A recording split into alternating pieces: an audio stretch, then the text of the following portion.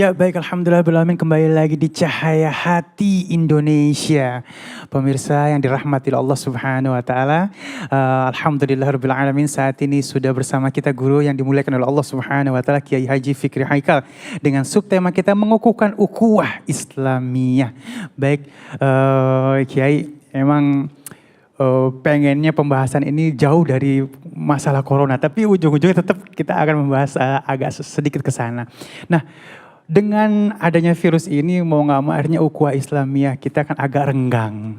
Jadi sekarang lagi ditrenkan mungkin social distancing jangan kata dia, tapi physical distancing itu boleh. Jadi fisik kita boleh jauh, tapi sosial kita nggak boleh saling jauh. Nah nih, bagaimana Kiai untuk menyikapi ini? Silakan. Memang itu kan konsep Islam.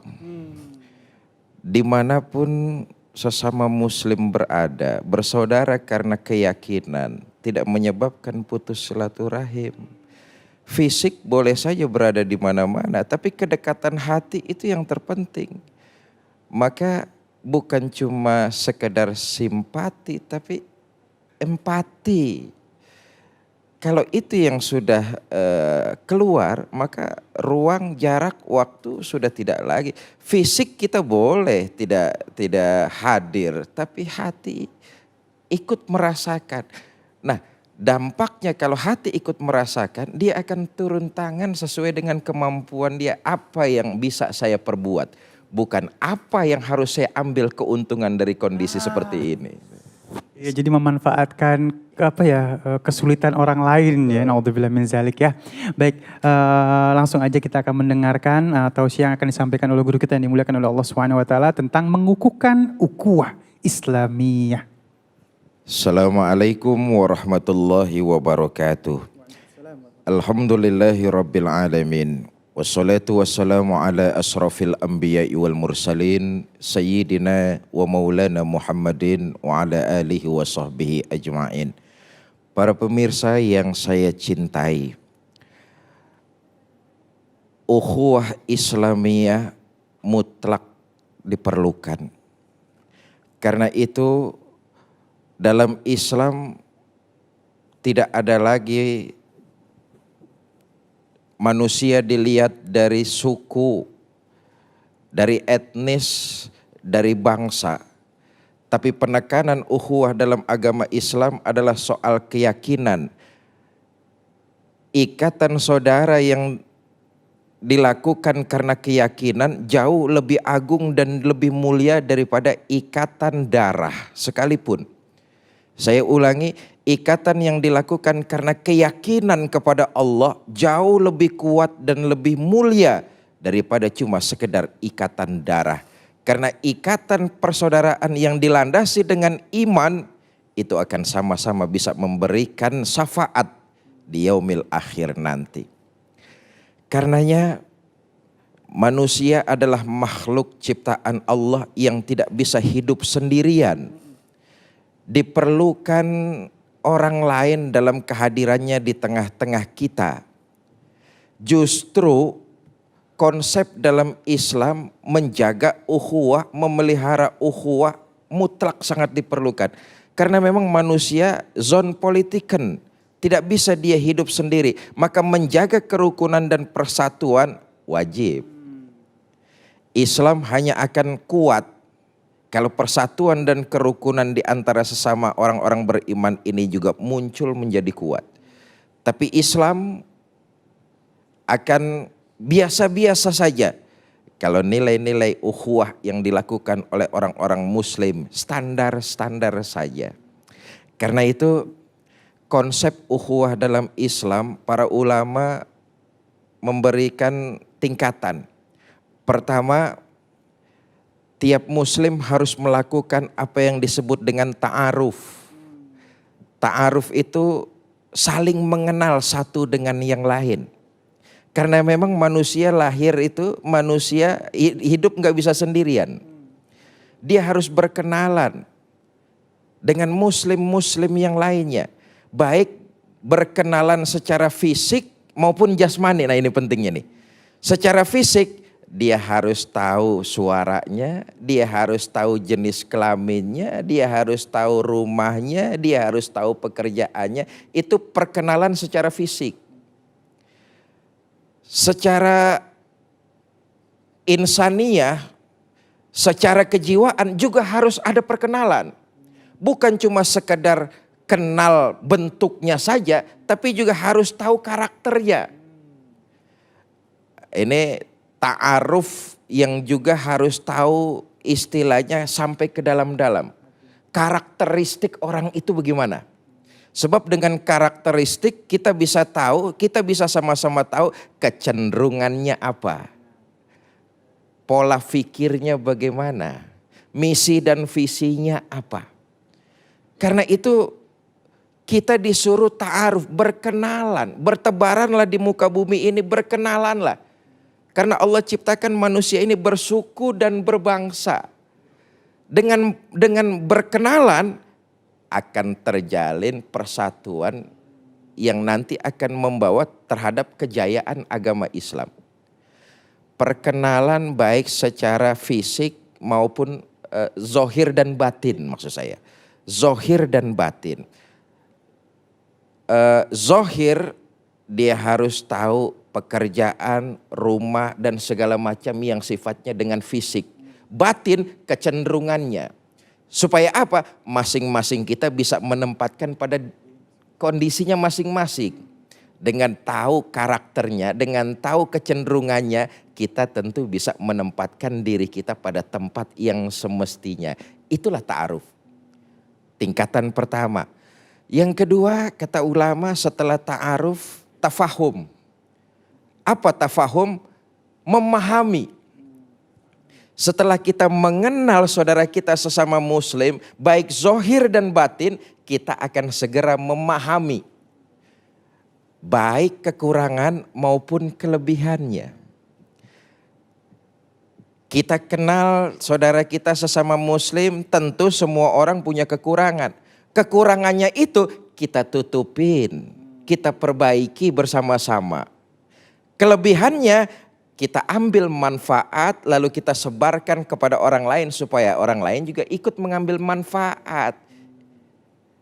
Kalau sudah mengerti, kalau sudah kenal zohir dan batin, tafahum. Kekurangannya ditutupi.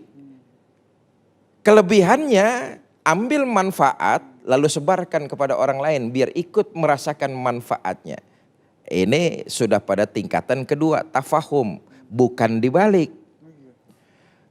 Aibnya kita ceritain kemana-mana. Tapi manfaat kebaikannya kita umpetin. Ini kan yang terjadi kebanyakan seperti ini. Padahal konsep dalam membangun ukhuwah Islamiyah, urutan yang kedua setelah faham akan kekurangan dan kelebihan, mengambil manfaat. Kalau punya kelebihan, ambil manfaat.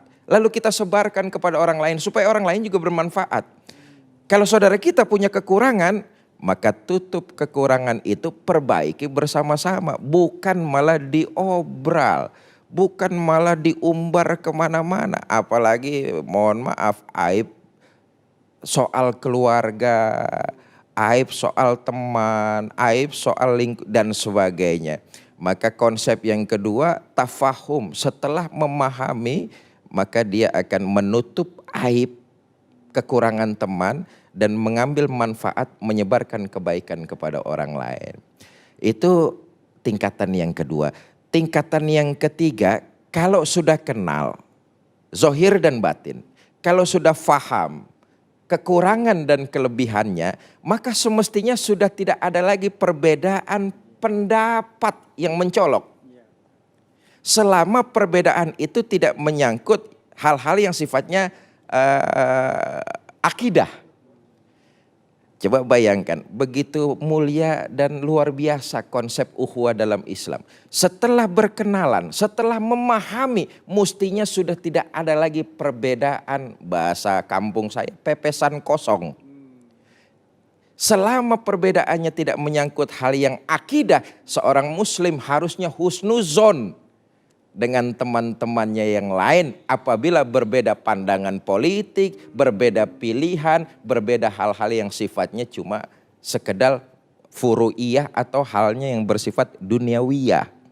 Selama perbedaan itu bukan menyangkut akidah, seorang muslim menanggapi saudaranya dengan husnuzon. Nah, pada tataran ini kan kadang-kadang lebih banyak juga di masyarakat kita dibalik. Cuma gara-gara berbeda yang sifatnya khilafiyah, perbedaan yang sifatnya duniawiyah dijadikan permusuhan abadi. Sampai ke anak cucunya musuhan. Ini yang sering terjadi. Maka konsep dalam Islam bukan seperti itu. Kalau sudah berkenalan, kalau sudah memahami, maka mestinya tidak lagi terjadi perbedaan.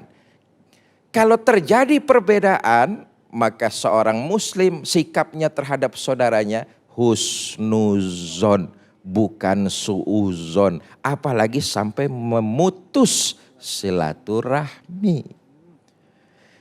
Itu yang ketiga. Yang keempat, kata ulama, setelah ta'aruf, setelah tafahum, setelah kemudian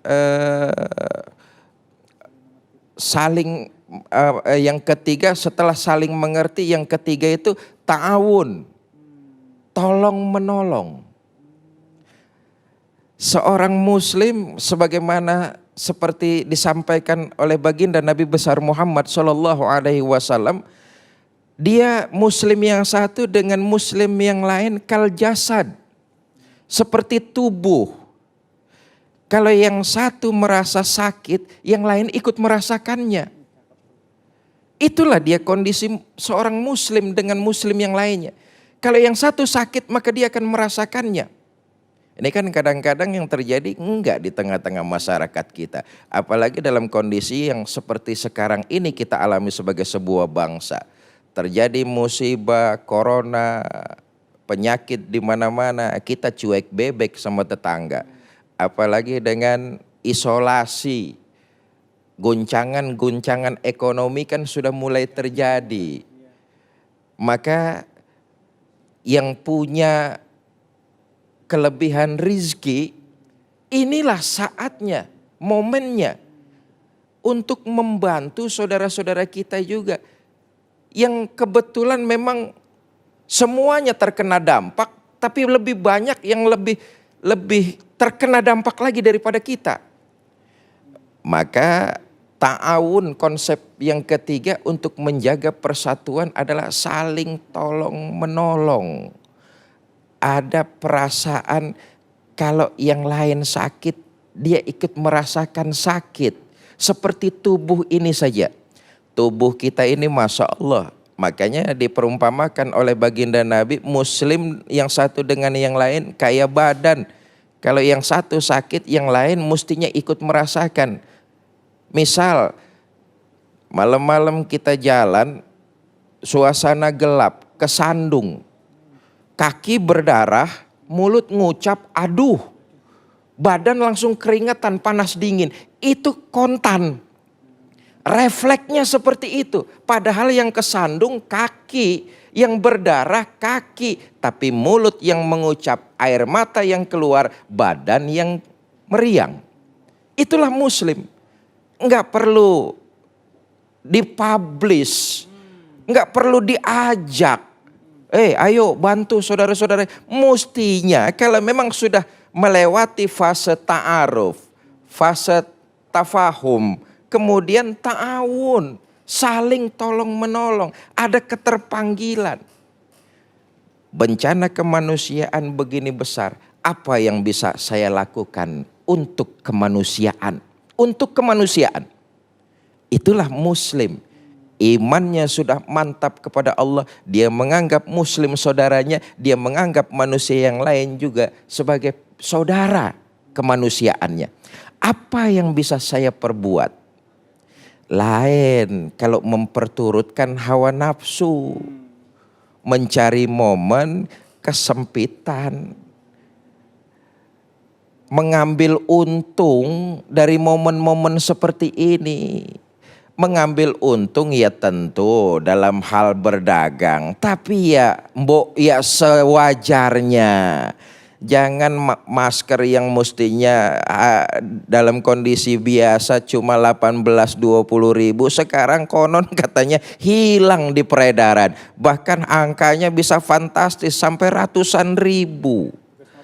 Nah, ini bukan ukhuwah Islamiyah yang dikonsepkan dengan ajaran Islam. Ajaran Islam nggak begitu.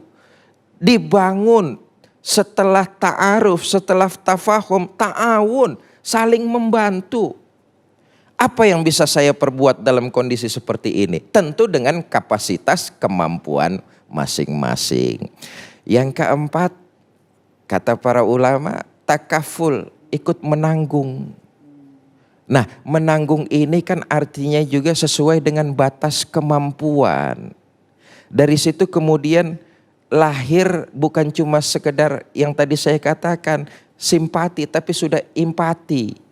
Bukan cuma mendoakan, tapi juga mengulurkan bantuan. Bantuan yang sesuai dengan kemampuan. Begitu indah dan luar biasa. Kalau ini diterapkan, kalau ini menyerap dalam kolbu tiap-tiap kita orang Islam, maka kita merasa terpanggil sesuai dengan kemampuan apa yang bisa saya lakukan untuk kemanusiaan. Wallahu a'lam Ya bishawab. Allah, terima kasih Kiai, indah banget ya. Masya Allah ya, gambaran tentang Islam nih Masya Allah ya. Udah kenal, saling sapa, saling bahu-membahu, saling membantu. Jangan udah kenal, udah tahu kekurangannya malah kabur. Jangan ya, saling menutupi ya. Baik jamaah yang dimuliakan oleh Allah Subhanahu wa taala, insyaallah nanti kita akan ketemu dengan guru kita yang dimuliakan oleh Allah Subhanahu wa taala, Al Ustazah Lulung Mumtazah, dengan sebarkan kebaikan meskipun dalam kesulitan. Tetap bersama kami di Cahaya Hati Indonesia.